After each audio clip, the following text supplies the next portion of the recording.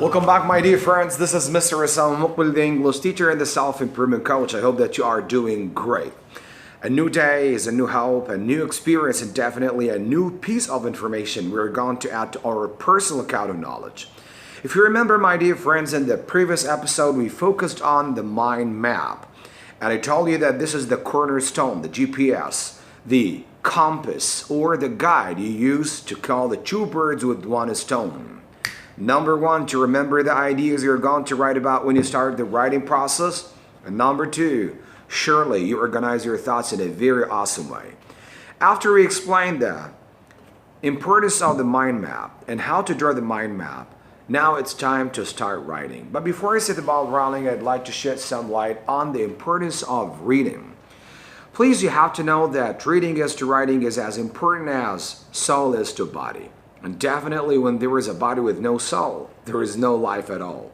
When there is a body with no soul, there is no life at all. In other words, when you write without reading regularly, your writing will be shallow, hollow, and lifeless. Definitely soulless. So please make sure that you set a time for some regular reading, at least for 10 up to 15 minutes per day, so that you can get the juice out of the reading process to feed you writing and make it as concrete as possible. And please remember, try just to take it as a mission statement that quality is over quantity. Quality is over quantity. Sometimes you may come across some pages and then you get nothing out of them. You read a lot of pages per day, but unfortunately you don't get any messages, morals, ethics, or any great experiences you can apply to your daily life. But what I mean here, I want you just to use the close reading strategy. Now, what is the close reading strategy? I want you just to use all of your senses. I want you to see, visualize, hear, understand, analyze, taste, and I want you just to remember that without using all of these senses and all of these skills, you can't appreciate what you are dealing with and you can't get that juice out of the reading process. So please remember that reading is very crucial to empower the writing skill. So read every day to keep ignorance away, because life without knowledge is exactly like living in a very tiny haunted cottage. So please read every day to keep ignorance away and to raise your level to peak levels. Now the second step of writing, which is actual writing.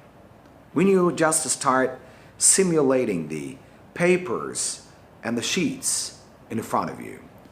But before you start writing, I want you to make sure that you are sitting in a very quiet place, away from any possible distractions. You know why? Because actually, in your brain, there are a lot of ideas, dozens, hundreds, thousands, maybe millions of thoughts that go back and forth. And your ideas are scattered everywhere, and your job is to accumulate and put together all of these ideas to see the wonders of your thinking skill. So please make sure that you don't talk a lot when you write, especially if you are in class. Make sure that you don't ask a lot of questions, because this way you scatter the ideas one more time and then you start from scratch and from the beginning one more time. So please, when you write, make sure that you are highly concentrated. And number two, you are sitting in a very quiet place away from any possible distractions. And now I'll show you how to start writing a paragraph about the biggest dreams I have. Imagine that your teacher asks you to write a paragraph about your dreams, the three most important dreams you have in your life. So please stay with us to know how to write this paragraph. Come on.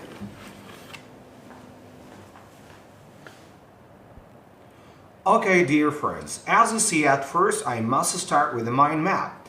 In the middle, I write the big title, My Dreams. And then after that, I draw the arrows around the big title just to get some ideas about the dreams I want to achieve and make them true one day. At first, you can say that my first dream is to have a nice house. You can write some simple and brief information about that. So you can just write rooms, backyard or garden, and swimming pool. The second dream is to pursue or to complete, to finish my studies, master's degree and PhD degree. And finally here we have to buy a luxurious car. You can mention some information about its color, its brand, its model, and so on. So here in the middle we have the big title, and around the big title there are the three most important dreams I would like to achieve or make them come true as soon as possible one day. That's great. Now, when you start writing, I want you to bear in mind that you must be in a very quiet place, away from any possible distractions, and you have to be highly concentrated. So let's go. Okay, guys. When you start a paragraph, now what is the paragraph? The paragraph is a couple of sentences that talk about one topic.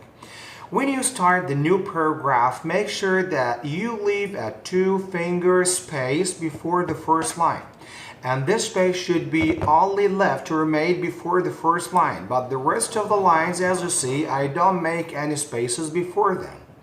So here you should start with some general ideas about life. So don't go into details from the very beginning of the paragraph. You can just mention some general information about your life. How horrible your life is or how boring your life is without having dreams. And then after that you go gradually, step by step, bit by bit, and little by little to that 3 main dreams you want to achieve in your life.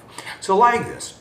And by the way, please, when you write, don't worry about spelling mistakes, punctuation marks, or any, structural forms. You have just to focus on the writing process. Just keep writing and writing and writing until you finish the whole task. So don't worry about spelling mistakes or punctuation marks or capitalization. Just focus on the writing process, okay?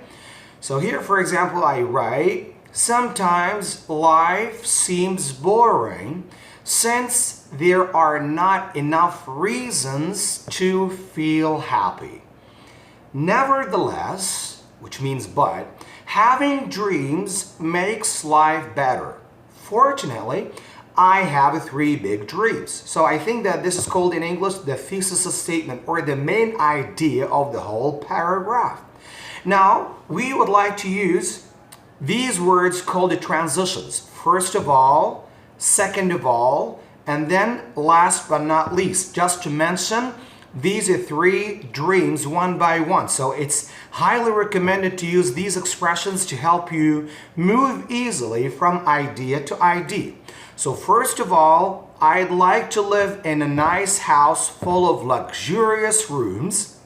Second of all, I really want to buy a nice car that's full of amazing options. Last but not least, I have a desire to pursue my study and get a master's degree. And then finally, you can just finish the paragraph using, a simple sentence that describes your feeling in general. I really want to make these dreams come true one day. So as you see, that there are 3 parts of this paragraph. Like, the introduction, the body paragraph, the details about the 3 dreams, and then finally the conclusion or the last part of the paragraph that describes my feeling. I feel so good. I feel so close to you.